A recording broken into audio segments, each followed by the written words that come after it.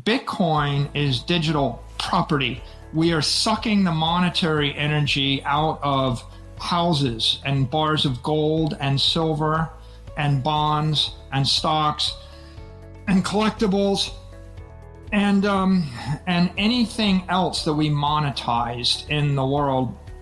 And it's, if I have $1 billion and I want to put it in gold money, I have 30,000 pounds of gold. And if I want to move 30,000 pounds of gold from New York to Tokyo, it's $5 million and it takes 3 months. And it's pretty obvious that if you leave all the money in the gold, you can't program it to be 1 million times faster and smarter, and you can't move it at the speed of light. So we have to dematerialize things to make progress in the 21st century. All of the trillion-dollar networks all dematerialized something, Google, Apple, Amazon dematerialized every retail storefront. If you basically obliterated every retail store and you put it into software and put it in the palm of 1 billion people's hands, right? I'm not saying they obliterated the stuff they ship, but they obliterated the retail distribution channel. So Bitcoin is digital property. Here's the big idea. I want to give joy to 5 billion people. I give them digital music. I want to give education and information to 5 billion people. I give them digital books and I give them digital video. I want to give wealth to 5 billion people. I give them digital property. The future of the world is 5 billion people. They're already there, right? There's 5 or 6 billion mobile phones running Android or iOS. How did the 6 billion people with mobile phones carry around $387 worth of property for the next 100 years? Right? I can't ship them gold. If I shipped 1 ounce of gold to everybody on Earth, that's all the gold. But if you try to take $387 worth of gold per possession, it's a 40% markup. It takes you 6 weeks. If you want to sell it, it's a 30% markdown.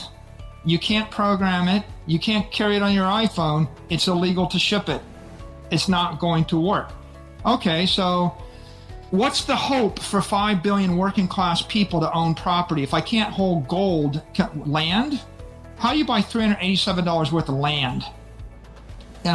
Good luck with that, right? It's 6 months to buy and sell land. You got a real estate broker. How are you going to break up $387 worth of land in Kansas? And is that the land you want? Or buy $387 worth of land in New York City? Good luck with that. Even if you could buy property as real estate, you've got property tax. So if you own $1 million of property in Florida, it's 2% property tax. In 30 years, you're losing your property. So property taxes and property restrictions and the fact that land is heavy impairs the value of property. Gold is impaired. I famously did a gold debate. It's been seen by 1 million people. I give you 1 million reasons why gold is defective. Gold miners keep dumping gold on the market. They inflate the gold supply by 2% a year. 85% of the monetary value of gold is destroyed over the course of 70 to 90 years. And in 95% of the cases, the government or a hostile seizes your gold and kills you, or they just steal the gold. So gold doesn't work. Property doesn't work. So where are you going to store your monetary energy and property? Your next thing is bonds.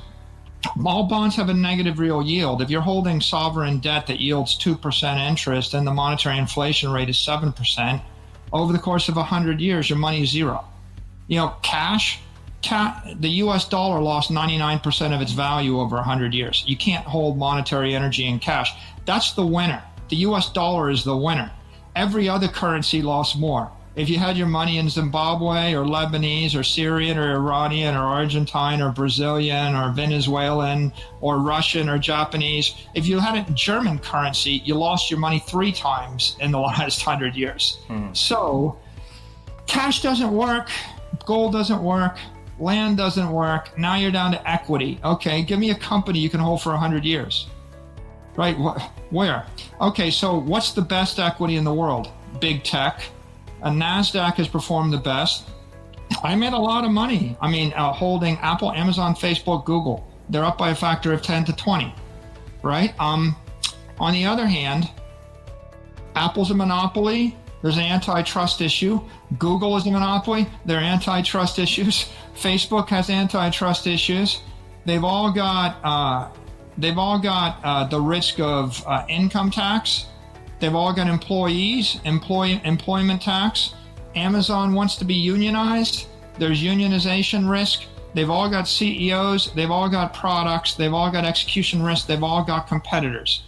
So what if I wanted to take all the big tech companies and get rid of the CEO, the board of directors, the product risk, and the tax risk and the employment risk? What would you have left? Bitcoin. Bitcoin is big tech without the company part, without the product risk part. It's just a big tech network. It's more global, and the product is simple. It couldn't be a simpler product. I have a Bitcoin. Well, what's the plan for next year? A Bitcoin. What's the plan for 100 years? A Bitcoin. Right. Well, what if you don't change it? I don't want to change it. You don't want to change it. What is it? It's a creature in cyberspace. It's like plankton. I've created the elemental container to hold monetary energy. What's the goal? To not lose your money. That's the goal. So the value proposition of Bitcoin is it's digital property on an open, decentralized network given to the world. Nobody can control it. No one needs to improve it. It doesn't, all it needs to be is to exist. And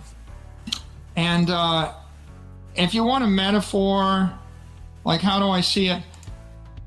It's like if you could go back 200 years and you could buy Manhattan, all of it, would you? Would it be a good investment? Mm-hmm. When would you sell it? What's the best time? Would you short it? Would you trade it? What's the best time to sell Manhattan? If your family owned it in the year 1800, when would you have wanted to sell Manhattan? Right. Never. Right. Okay. Now, what do you own? You own a city block. What's great about it? It's on granite. Manhattan is granite. What's good about that? Well, if you actually own sand and you build a building on sand, it might collapse, right? The Surfside tragedy what happens when you build a 100-story building or actually that's 12 stories on a weak foundation.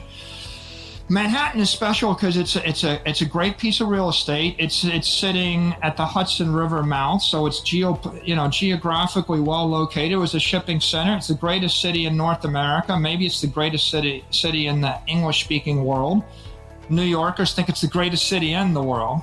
Mm-hmm. But it doesn't displace the need for Paris, London, Beijing, Singapore, or Tokyo. So it's just one of 20 great cities in the world. But if you had actually bought 25 city blocks in Manhattan 200 years ago, your family could have held it and it would still be valuable. Now, that's what Bitcoin is. It's buying a block in cyber Manhattan. Might it be good for 100 years? Sure. Might it be good for 1,000 years? Yeah. One day, 1 billion people might live there. There's already 150 million people there now. What if 5 billion people lived there? Well, why wouldn't they? Everybody in Japan can't move to Manhattan, but everybody in Japan can own Bitcoin. Why wouldn't you? It's the dominant digital property network in the world. It's the most secure, with the greatest integrity, with the most durability, with the least likelihood of being impaired or broken of any kind of property. So that makes it the apex crypto property. It also makes it the apex property of the human race. There's nothing better. Everything's riskier. Everything is more likely to be impaired.